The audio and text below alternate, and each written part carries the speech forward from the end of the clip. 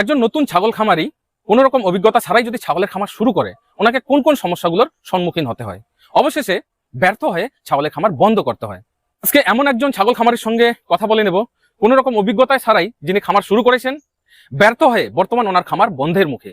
ওনাকে কি কি সমস্যাগুলোর সম্মুখীন হতে হয়েছে সেইগুলো আমরা সরাসরি ওই খামারির মুখ থেকেই শুনে নেব। নমস্কার, আমি Krishna Dakua, Dakua goat farm YouTube চ্যানেলে আপনাদের সকলকে স্বাগতম। এই বিষয়টা যদি সম্পূর্ণ জানতে চান তো অবশ্যই ভিডিওটি শেষ মুহূর্ত অবধি আমাদের সঙ্গে থাকুন। ইনি হচ্ছেন সেই ছাগল খামারি যিনি অভিজ্ঞতা ছাড়াই খামার শুরু করেছেন। তো কোন কোন সমস্যাগুলোর সম্মুখীন হতে হয়েছে, কিভাবে খামার ব্যর্থ হলো, আর বর্তমান অবস্থা কি, সম্পূর্ণ বিষয়টা ওনার মুখ থেকে শুনে নেব। পরিচয়টা দাও। নমস্কার, আমি পঞ্চান্ন কুমার, পুরুলিয়া থেকে এসেছি। প্রথম যে ছাগলের খামারটা শুরু করলে কটা ছাগল দিয়ে করেছিলে, আর এর আগে খামারের উপর কোনো অভিজ্ঞতা কি ছিল? এর আগে অভিজ্ঞতা ছিল, হালকা দু একটা থাকতো আমার গ্রামে, মানে বাড়িতে 3-4টা এরকম খাসি। টাইমে নিলাম আমি 4টা খাসি আনলাম। 4টা খাসি আনলাম, ওগুলা ঠিকঠাক 1 মাস 1.5 মাস হয়ে গেল। তারপরে ফিরে আনলাম, ফিরে আনে কোনে ও রোগে আক্রান্ত শুরু হয়ে গেল। পরে কটা ছাগল আনা হলো? পরে 7 পিস আনিয়েছিলাম। মানে সম্পূর্ণ কি খাসি নেওয়া হয়েছিল? সম্পূর্ণ খাসি থেকে আনা হলো। এগুলো আমি হাট থেকে এনেছিলাম। হাট থেকে? হ্যাঁ, গ্রাম থেকে প্রায় 15 কিলোমিটার দূরে আছে হাট, ওখান থেকে এনেছিলাম। তো হাটে যে খাসিগুলো ওঠে সেগুলো কি বাইরের স্টেট থেকে, বাইরের রাজ্য থেকে আসে না আমাদের পশ্চিমবঙ্গেরই? না, ওটা বাইরে থেকে এসে। বাইরের থেকে আসে। তো বাইরের থেকে যখন ছাগল হাটে আসে, হাট থেকে নেওয়া হলো, বাড়িতে আনার পর কি কোনো প্রসেস করেছিলে যে যেহেতু আমি বাইরের ছাগল নিয়ে এসেছি এর জন্য এটা করতে হবে, এরকম কোনো স্যানিটাইজ বা অ্যাডভান্স কিছু ট্রিটমেন্ট এগুলো কি করেছিলে? না না, ওটা আমার কোনো অভিজ্ঞতা নেই। ওটা আমার ডাক্তারের উপরে নির্ভর ছিলাম, কিন্তু ওরাও সেরকম মানে কোনো বলে দেয়নি। ওটা আমার কোনো মানে জানা নেই। মানে সরাসরি হাট থেকে কেনা হলো, এনেই খামারে ঢুকিয়ে দেওয়া হলো। পরিচর্যা কিভাবে করেছিল? এদের রাখার ব্যবস্থা, ঘর কেমন ছিল, এদের খাবার দাবার কেমন ছিল সেটা একটু বলো। এদের ঘর আমি মাচা সিস্টেম ঘর বানিয়ে দিয়েছি। ওটা ঠিক আছে, কোনো ব্যাপার নেই। আমি চড়িয়ে খাই, মানে মাঠে চড়ানো হয়। চড়ানো। আর কোনো দানা জাতীয় খাবার দেওয়া হতো কি? দানা জাতীয় দিতাম, কিন্তু ওটা আমার মানে সম্পূর্ণ জানা নেই। ভুট্টা দিতাম, জৌ, বাজরা, গম, ভুসি। একটা ছাগলকে প্রত্যেকদিন কতটা করে দানা খাবার দেওয়া হতো? এটা প্রায় মোটামুটি আমার তখন 10-12 খানা ছিল, তো 2 কেজি 2.5 কেজি প্রত্যেকদিন। আর চড়তে যেত যে, সেটা কোন সময় যেত চড়তে? ওটা সকালবেলা দানা খাবার দিতাম, আর মোটামুটি প্রায় 9টা 9:30 সময় নিয়ে যেতাম মাঠে। মাঠে কি ভালো ঘাস ফাস আছে, পেট ভরে যায় তাতে? হ্যাঁ, ওখানে খাবার বহুত। তো ছাগলগুলো নিয়ে আসার পর কতদিন পরে সমস্যা শুরু হলো এবং কি কি সমস্যাগুলো দেখলে? ওটা স্যার প্রায় মনে করে যান, যেটা আগে নিয়েছিলাম সেগুলা 1 মাস 1.5 মাস হয়ে গেছিল। তারপরে যেগুলা পরে আনলাম সেগুলা 15 দিন বাদে মানে রোগে আক্রান্ত শুরু। তো কি ধরনের রোগগুলো, কি কি রোগ ছিল সেটা একটু বলো, মানে কি কি দেখা যাচ্ছিল তার মধ্যে? ওটা ফার্স্ট ওর পুরো পাতলা পায়খানা, আর সর্দি ছিল, পেট ফুলে গেছিল। আচ্ছা। হ্যাঁ, ওটা তারপরে ডাক্তার দেখলাম, ওরা বললো কি যে এটা পিপিআর হয়ে গেছে। আচ্ছা। পিপিআর ট্রিটমেন্ট দিতে লাগলো, কিন্তু ওটা তো ভালো হয়নি। আচ্ছা। তারপরে আস্তে আস্তে পেট ফোলা কমলো না, পেটে জল চলে এলো। আচ্ছা। জল আসার বাদে 2 দিন বাদে ছাগল। কি করে বুঝতে পারলে পেটে জল চলে এসেছে? ওটা আমি মানে হালকা এরকম হাত দিয়ে জলটা হেলো মারে। আচ্ছা আচ্ছা, মানে বোঝা যাচ্ছে ভিতরে জল আছে। তো সব কি এই একইভাবে একই রোগে আক্রান্ত হয়ে মারা গেছে না আরো আলাদা আলাদা? না না, বহু রকম রোগে আক্রান্ত হয়েছে। শুনি আরো কি কি লক্ষণ ছিল? এটা তো একটা গেল ধরুন, তারপরে আর যেটা হলো না, ওটা কিছু হাঁপানি, মানে শ্বাসকষ্ট হচ্ছিল, শ্বাসকষ্ট হাঁপানি এরকম করে হাঁপে মানে মারা গেল ধরুন। হ্যাঁ, তারপরে কিছু বেশিরভাগে পেট ফুলে মারা গেছে। বেশিরভাগে পেট ফুলে? বললে যে কি কারণ নাকি গলার থুতনি ফোলা ছিল? হ্যাঁ, থুতনি ফোলা ছিল, থুতনি বলে এটা ফুলে গেছিল এতটি। তারপরে ডাক্তার বসে এদিকে সিরিঞ্জ মেরে জল তো বাইরে হয়ে গেল, কিন্তু তাও 2 দিন বাদে মারা চলে যাবে। আর ট্রিটমেন্টের উপর নিজের কোনো অভিজ্ঞতা ছিল কি? মানে সেরকম ছিল না, হালকা জ্বর কাশি হলে ওগুলা করতাম নিজেই। হ্যাঁ, তার বাদে অত ছিল না, আমি ডাক্তার উপরেই বেশি নির্ভরশীল ছিল। মানে সবগুলো খাসি ছাগলই ছিল? হ্যাঁ, খাসি ছাগল ছিল। তারপরে কিছু মারা যাওয়ার বাদে মা ছাগল আনলাম, ফের হাট থেকে আনলাম মা ছাগল গোটা 5-6 গেল। ছাগলগুলোকে যখন আনা হলো, আনার পরে কি ওদের কৃমিনাশক করানো বা কোনো ভ্যাকসিনেশন করানো হয়েছিল? না স্যার, আনার 15 দিন বাদে মানে যেগুলা ছিল, মানে যেগুলা মারা নাই গেছিল সেগুলা করেছিলাম।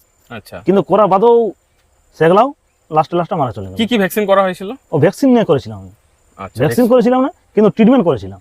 কৃমি ওষুধ দিয়েছিলাম, লিভার টনিক দিয়েছিলাম, এই দুটো দিয়েছিলাম। ছাগল পালনের উপর কি কোনো প্রশিক্ষণ নেওয়া ছিল? না না না, ওটা তো ছিল না। আমার এই ইউটিউব দেখে আমার হালকা হালকা নিজের অভিজ্ঞতায় মনে করি হয়ে যাবে। তো এখন কি মনে হয় যে ইউটিউব দেখেই সব কাজে সফল পাওয়া যাবে? না না, ইউটিউব দেখে পাওয়া যায় না। ইউটিউব দেখে সব কাজে সফল পাওয়া যায় না। আপনাকে মানে যোগাযোগ হয়েছে না, তো ইউটিউব দেখে যে মনে করলাম আরো ইউটিউব দেখি, কিন্তু মনে করলাম যে আমি অন্যখানে ট্রেনিং নিব, হুম হুম সরকারি ট্রেনিং মানে অ্যাপ্লাই করেছিলাম, আচ্ছা কিন্তু ওখানে হলো না, পড়াশোনা আমার কম, হুম হুম বুঝলেন। তখন আপনার সঙ্গে যোগাযোগ ইউটিউবের মাধ্যমে, হুম হুম তো বলি স্যারের সঙ্গে যা কোনো ওখানেই আমি মানে শিক্ষাটা নেব। তো তোমার যেহেতু পড়াশোনা কম, হ্যাঁ, তাতেই আমাদের যে ক্লাসগুলো হলো খুব কঠিন মনে হলো কি? না না, এখানে তো বহু সহজ। এখানে তো আপনি মনে করেন সব শিখিয়ে দিচ্ছেন হাতে ধরে, হুম। এ বোর্ডে লিখিয়ে দিচ্ছেন, এটা শিক্ষাটা মানে খুব সহজ।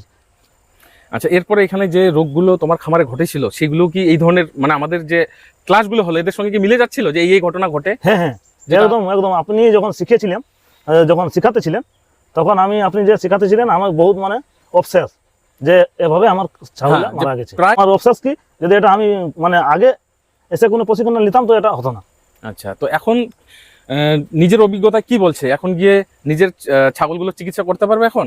হ্যাঁ হ্যাঁ, ওটা একদম সম্পূর্ণ কনফার্ম আমার হয়ে গেছে। ওটাতে আর কোনো মানে ত্রুটি নেই। ওটাতে মানে আমি নিজের ছাগল নিজে চিকিৎসা করতে পারবো। এখানে থাকতে থাকতেই তো তোমার ছাগল অসুস্থ হয়েছিল শুনলাম, তো যে চিকিৎসা এখানে শিখলে, হ্যাঁ। তো বাড়িতে পরামর্শ দিলে, হ্যাঁ। ওই ট্রিটমেন্ট করে কি সুস্থ হলো? হ্যাঁ হ্যাঁ, ওটা হয়েছিল ওই সেম কন্ডিশন, আচ্ছা। গোলা ফুলা, হ্যাঁ যেটা আগে মারা গেছিল দুটা, হুম হুম সেম ফির একটা ওইরকম হয়েছিল। হুম তো এটাতে যে আপনি শিখিয়েছিলেন, যে ওষুধগুলো লিখে দিয়েছিলেন, ওটাই মানে বাড়ির লোককে পরামর্শ দিয়ে ও ছাগলটা এখন সুস্থ, একদম সম্পূর্ণ সুস্থ।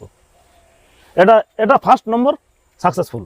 আচ্ছা, প্রথম এই ওই একই রোগে আক্রান্ত হওয়া একই ছাগলকে বাঁচাতে পারা গেল। একটা ছাগল, এটা আমার মানে যা কষ্ট, যা এই খরচ খরচা হয়েছে, আমার এটাতে শান্তি, একইটা ছাগল। দর্শক বন্ধুরা, শুনতেই পারলেন, একজন নতুন ছাগল খামারি অনেক স্বপ্ন নিয়ে খামারি লাইনে আছে, একটা রোজগারের জায়গা তৈরি করবে, কিন্তু কি হয়, অভিজ্ঞতা না থাকার কারণে ভুল পদ্ধতিতে খামার করে অনেক টাকা ইনভেস্ট করে ফেলে এবং আস্তে আস্তে বিভিন্ন কারণে, সঠিক যেহেতু পদ্ধতি নেই, বিভিন্ন কারণে রোগে আক্রান্ত হয়। এইভাবে ধীরে ধীরে মারা যেতে যেতে একটা সময় কি হয়, নিজের মধ্যে একটা বিতৃষ্ণা এসে যায়, ব্যর্থ হয়ে যায়। যারা নতুন করে খামার শুরু করবেন, আপনারা ভালো কোনো জায়গার থেকে যে অভিজ্ঞ খামারি, যিনি আপনাদেরকে সঠিক পরামর্শ দিতে পারবে, সঠিক শেখাতে পারবে, যিনি নিজে একজন সফল খামারি, তো সেরকম জায়গা থেকে প্রশিক্ষণ নেবেন। প্রশিক্ষণ নিয়ে ওনার সহযোগিতায়, ওনার পরবর্তীতে যে ধরনের সাপোর্টগুলো দেবে, সহযোগিতা করবে, সেইভাবে ফার্মিং করবেন। আশা করি আপনারাও সফল হবেন। অযথা কোনো অভিজ্ঞতা ছাড়া খামার শুরু করবেন না। বাড়িতে 2-4টা ছাগল পালন করার অভিজ্ঞতাকে যদি খামারের অভিজ্ঞতা বলে মনে করেন, তাহলে এটা সম্পূর্ণ ভুল ধারণা। যে কোনো জিনিস অল্প করে করবেন, ভালো হবে, বেশি করলেই সেটা খারাপ হবে। তো ছোট্ট একটা উদাহরণ দিয়ে বলছি, বাড়িতে যখন আমরা ফুল চাষ করি, তো সেটাকে চাষ বলা যায় না, শখের বসে আমরা টবে 2-4টা ফুল গাছ লাগাই, তো তার মধ্যে না কোনো রোগ আসে, না কোনো সমস্যা আসে, সুন্দরভাবে ফুলগুলো হয়। কিন্তু এইটা যখন আমরা কমার্শিয়ালে কোনো মাঠে গিয়ে চাষ করব, অনেকগুলো ফুল চাষ করবো, দেখবেন বিভিন্ন ধরনের রোগ হবে, বিভিন্ন রকমের পোকামাকড় চলে আসবে, এরকম বিভিন্ন রকমের সমস্যা আসবে। সেই দিন যদি আপনি মনে করেন আমি বাড়িতে টবে 2টো ডালিয়া ফুল চাষ করেছি বা চন্দ্রমল্লিকা চাষ করেছি, এখানেও ওই পদ্ধতি প্রয়োগ করলে হয়তো সফল হব, এটা কিন্তু কোনোদিনও নয়। তো বন্ধুরা, ভিডিওটিকে আর বাড়িয়ে নিচ্ছি না, অনেকটাই লম্বা হয়ে গেল। কেমন লাগলো ভিডিওটি অবশ্যই কমেন্ট বক্সে কমেন্ট করে জানাবেন। আরো যদি কোনো বিষয়ের উপর আপনারা ভিডিও দেখতে চান, সেটা কমেন্টে লিখবেন, আমি অবশ্যই চেষ্টা করব কমেন্টের উপর নির্ভর করে ভিডিওগুলি বানানোর জন্য। আজকের ভিডিওতে এখানেই বিদায় নিয়ে নিচ্ছি, পরবর্তীতে নতুন আরেকটি ভিডিও নিয়ে আপনাদের সামনে হাজির হব। ততক্ষণে আপনারা সকলে ভালো থাকুন, সুস্থ থাকুন। জয় হিন্দ, জয় ভারত।